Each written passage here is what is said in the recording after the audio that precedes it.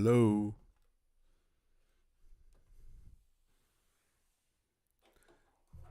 It's a beautiful day to blaze some good. A beautiful day to blaze some good. Would you be kind? Please light mine.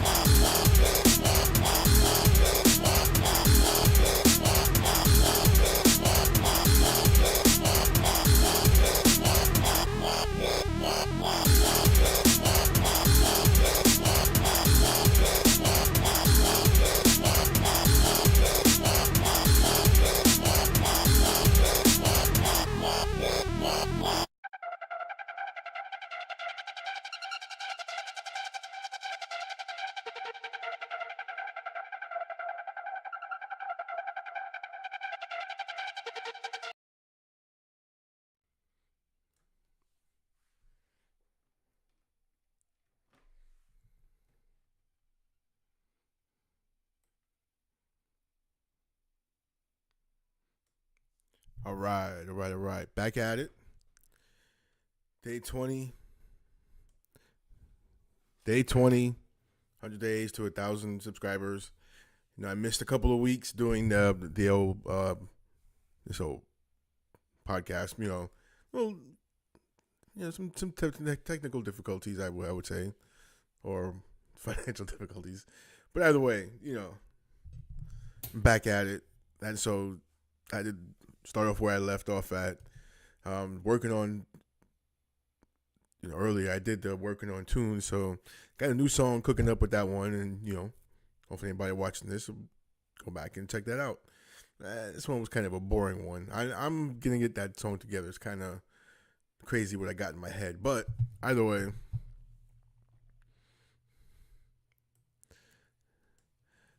gotta adjust something.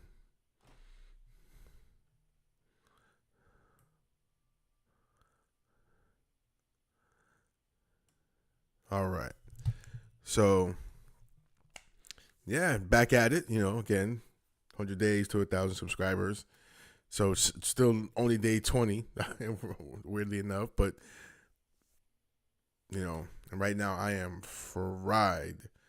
Whew, shit. I don't know what the fuck that was. Anyway, so there's been a lot going on the last two or 3 weeks that I've been on shit. A lot of it's just kind of crazy shit. A lot of political shit. I'm not even gonna touch on because and basically being today's Wednesday, it's usually the day. Well, it is the day for our Laughing with Ghost segment. And it's of course it's gonna have something to do with something that's basically, it kind of, this is something that was, well, the comedian, he said these things, or he made a bit about this things that, actually have come into fruition right now. And of course, we'll go back over it, and there'll be some commentary when I bring it up. But it's just a lot of crazy things going on. And just it's always good to try to find a way to to keep from going nuts, because it's so much, right? It's so much coming from this way, so much coming from that way. This person's mad at that person's mad at this person. This person's I'm right, you're right, and so I keep saying but I mean everybody knows, right? Because we all have something, right? We all have a fight or something that we're willing to go to the mattresses for. And whatever it is, is right. It's we feel righteous in our indignation for how do you not feel the way I feel, right? And how dare you have your own thoughts and feelings, and how dare you want to enjoy your space in peace? How dare you?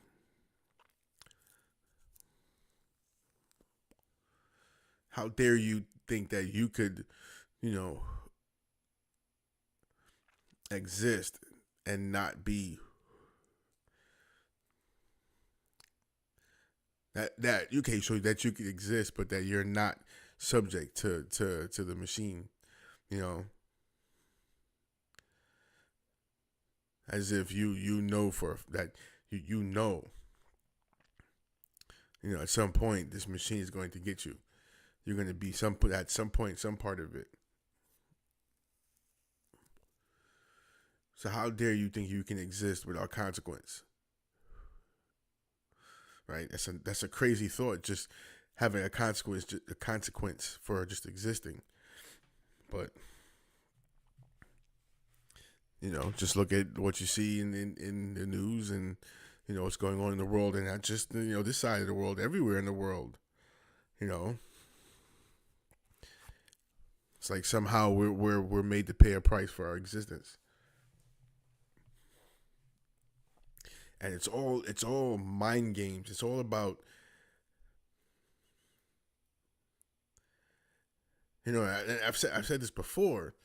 The social engineering that is the number one. I mean, that is the number one thing or tool to control. I mean, basically, what in essence, what I would think would be a one big fucking cattle ranch. You know, even though we're not mindless animals, to an extent, we can be made to be mindless animals. And some people do it willingly.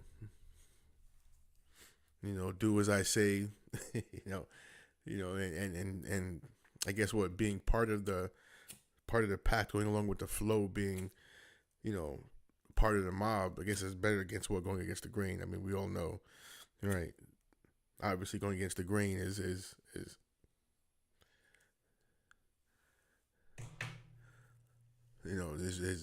where you don't want to be, because that could mean a loss of things, a loss of material things, a loss of aspirations, a loss of loved ones, a loss, going against the grain, you could lose a lot of things, but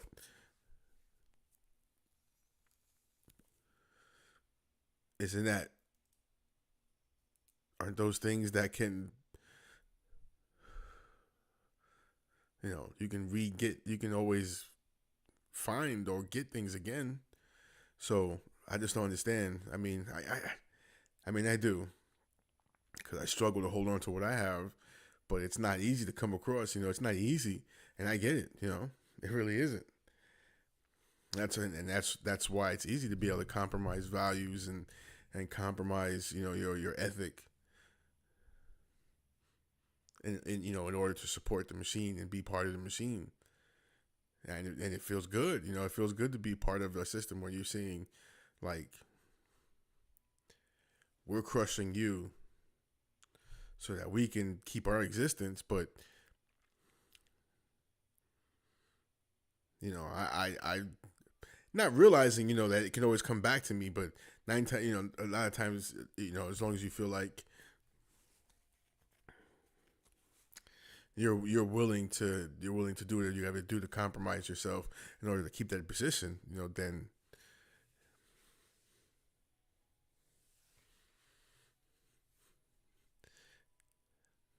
and of course this babbling is going to lead into everything I'm saying is going to lead into the segment. But so back to the whole point. So you're willing to, because of the fact that one, it's a lot of pressure. Definitely, it's a lot of pressure. To be able to keep the status quo.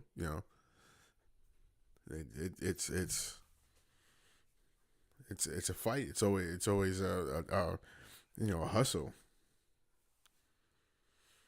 And then you want to make sure you secure your position. And what will you do to secure your position? You not only will do whatever you have to do, but you'll allow other people to do to others in order to keep your position. In other words, if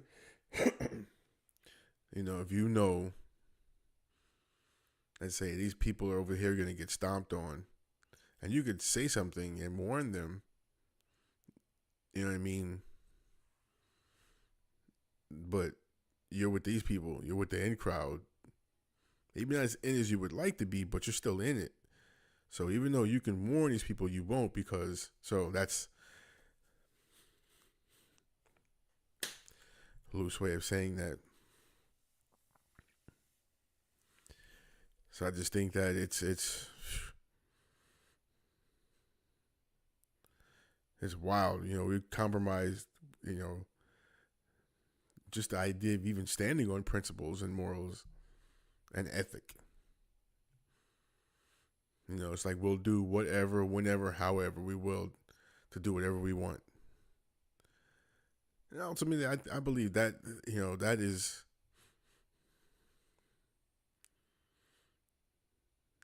That basically is so. In essence, I think that we people being part of this earth is because I feel that we are part of the earth.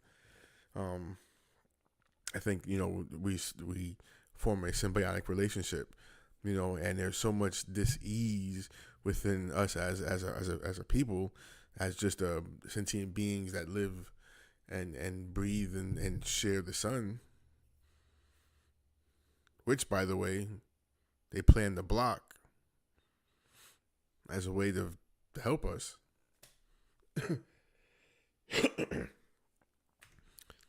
Which is crazy.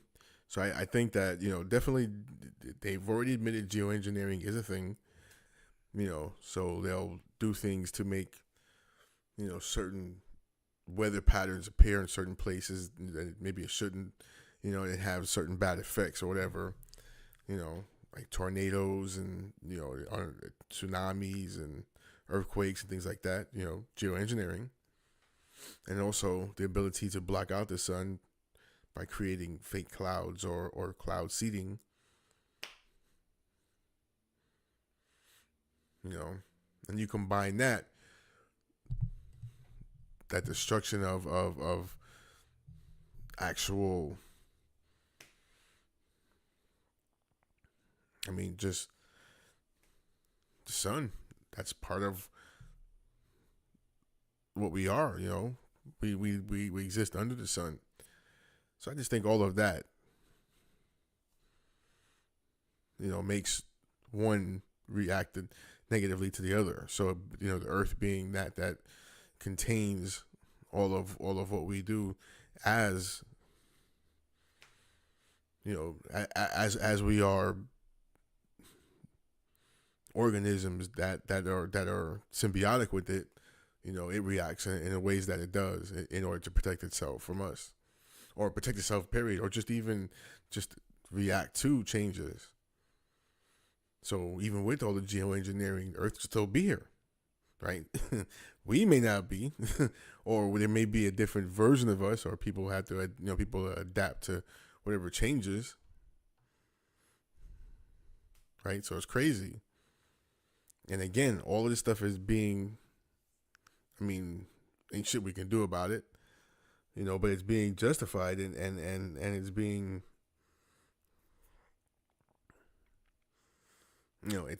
again, we go back to, now you have geoengineering, which takes care of the land and sea and everything, and manipulates, the planet to be to bend to whoever is doing the actual engineering. Then we have social engineering, which is the same thing, but on a larger scale as far as all of the people in general. Just think a whole country, right? Because now the whole idea behind social engineering, we can see in the past, I don't know, say maybe 4 or 5 years ago, there was something an event that went on. And the only way that sort of an event could be that successful, was through the tools of social engineering. The news, social media influencers, peer pressure, doctors, peer pressure. So that's social media. Social media. That's social engineering at its best. And another thing too is this something that I've also mentioned in the previously before. I guess they both mean the same thing. What the hell? Something that I've mentioned before. The whole idea of you change the way a person thinks by changing the language. So that leads me into today's Laughing with Go segment, because it's going to be Mr. Carlin, and he just goes into basically the softening of language and what that does, the softening of language, and it's just a comedic albeit sort of condescending take on what changing the language does and how it changes thinking. So I'm gonna go ahead and cue that up. We'll have a little music playing in a second and get it all queued up. So if anybody's watching, just go ahead and roll up and sit back and get ready to, I don't know if you're gonna laugh, but it's definitely gonna be like, All right, so here we go.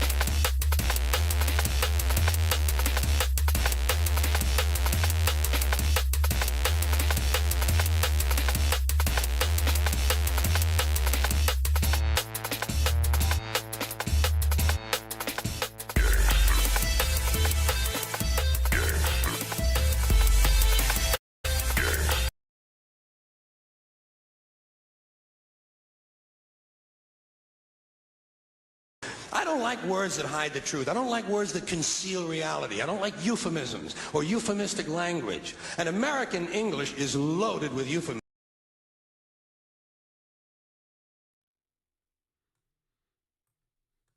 Okay, so see right off the bat, words that hide the truth. Language that hides reality. So that's, I mean, just right off the bat, just the whole thought. Just to what he's saying, that these are words. Words are supposed to be able to how the best way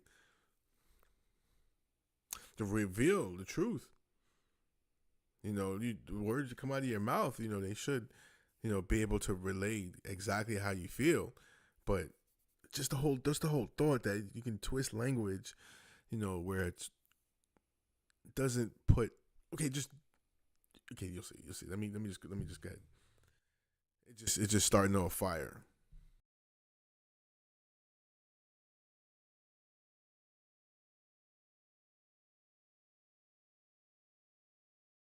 I don't like words that hide the truth. I don't like words that conceal reality. I don't like euphemisms or euphemistic language. And American English is loaded with euphemisms because Americans have a lot of trouble dealing with reality. Americans have trouble facing the truth. So they invent a kind of a soft language to protect themselves from it. And it gets worse with every generation. For some reason, it just keeps getting worse. I'll give you an example of that. There's a condition in combat. Most people know about it. It's when a fighting person's nervous system has been stressed to its absolute peak and maximum, can't take any more input. The nervous system has either snapped or is about to snap. In the First World War, that condition was called shell shock. Simple, honest, direct language. 2 syllables. Shell shock. Almost sounds like the guns themselves. That was 70 years ago.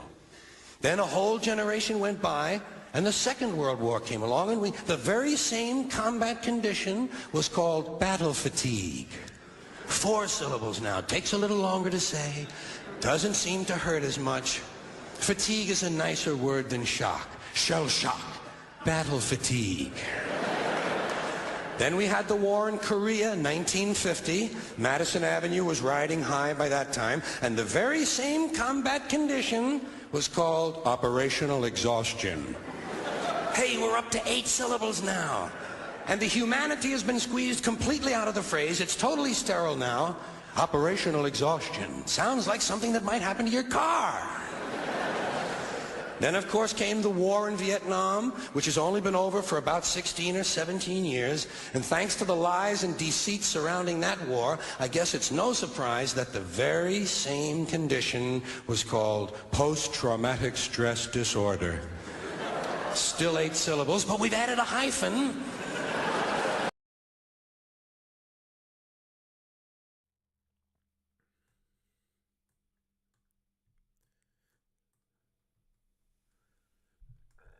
See, so that goes into stammering. Okay, so that basically goes into what I'm saying. You know, you're changing the actual meaning of the word, or changing the actual taking the edge off of what the word means or the phrase. That's what it's taking the edge off of it. You know, and it's part of you wants to say, like, okay, so what is the reason? What does it serve? You know, what is the reason for changing that? What is the reason for? But it's that social engineering. You know, now it's less emphasis on the actual impact of what caused that person to receive this. You know, the actual impact on what it was that the person, you know, what brought him to that state. You know, what did that person go through to feel that? What did that person, you know, what did that person actually experience? And it's easy to it's starting to, by changing one of the effects that happens by changing actually the language and taking, you know, basically the edge off of the word or the phrase. You know, it's easy to dismiss the impact on that person's, not just their life, but just their whole soul. You know, somebody has gone through these kinds of things, and you don't just get this cell shocked or PTSD from being, you know, just at war, because it's happening here. You know, it's happening here. You know, there's people here as well. You know, that you know, their mind has been so on guard every day. You know, just so traumatized every day, so shocked and beaten and battered every day. You know, and I know you know because I keep saying you know. The fuck. Anyway, so let's get back to it, because he's also going to go into his. But that's my analysis so far.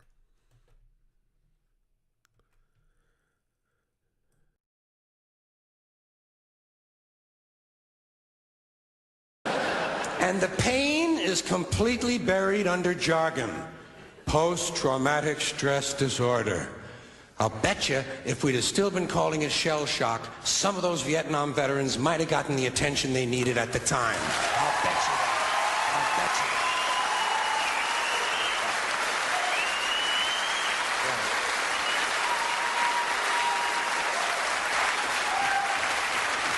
that.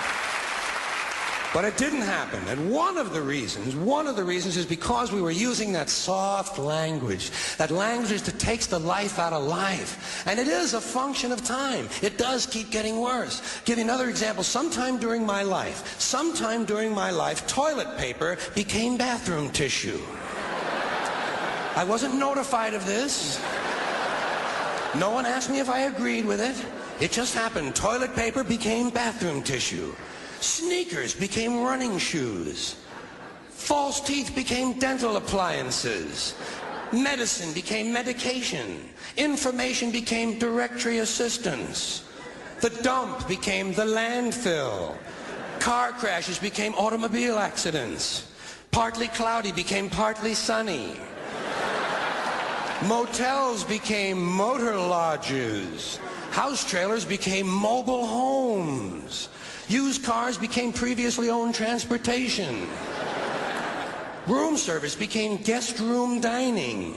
And constipation became occasional irregularity.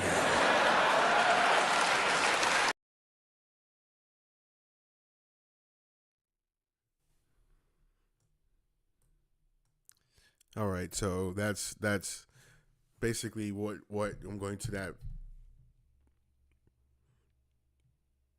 What also part of what's going into this premise of listening to these essentially what would be ghosts, because these people are no longer here with us. So the idea that we can still hear what they're saying, is sort of in that sense. That's why I say laughing with ghosts, because now what's happening is this is back. I think this is 80s. I'm sure this is the 80s, but this is going on now, very much so. I mean, just think about the platforms that I'm on now myself. Right now as we speak. It's all over where you see people changing the words because, it's an algorithm that if you don't get on it, you don't get views.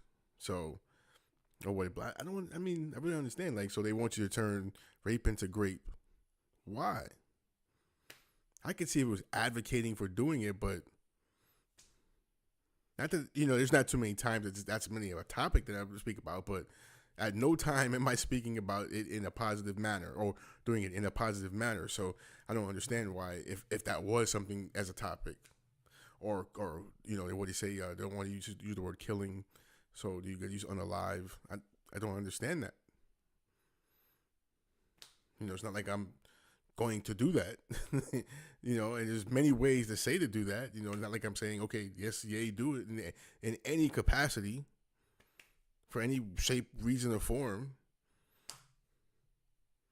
I could definitely understand if they say, okay, you're talking about actually doing it. You're actually, advocating and say, well, let's cut the cord. But just mentioning that is also another reason to, I don't know. That's weird. It's definitely weird. But again, I do understand. Like I said, that's sort of the premise, because again, it's changing. It's not only taking the edge off the words or the phrases in order to soften up, the thought, basically, by the person who's saying these words or receiving this information. It's just a whole way of engineering everybody into self editing. It's a way of engineering everybody into thinking there's something wrong if you don't conform to this ideology, and you're going to be, you're going to have to deal with consequences. And that's one thing. I don't know. I don't remember. I'm not going to. We're done with that. I don't want to go too much into that, but I don't know if he necessarily goes in. I did see it a while ago, but in our time, these things have consequences. Basically by me saying words like rape and killing, does that preclude me from sort of any kind of, coverage through the algorithm? And then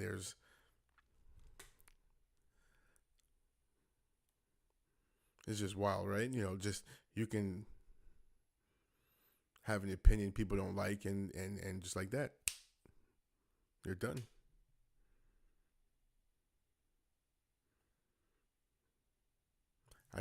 That's the whole idea of why a group of people would take and covet all the resources and all of the, be in control of all the methods of production, as well as the methods of communication, because then now you can control, again, another tool of social engineering, because now you're the person or the group of people that we have to go through in order to be able to, participate in any aspect of life. So if we don't toe that line, then it's like bye everything. And one of the ways to be able to enforce these ideology is through the social engineering of language, changing a language, changing meanings, putting emphasis on phrases, and assigning certain negative impact to certain words and certain phrases, and having real consequences attached to that. Because without the real consequences, then of course, so it's all a matter of basically hurting the masses. It's fucking masterful. Anyway, days long.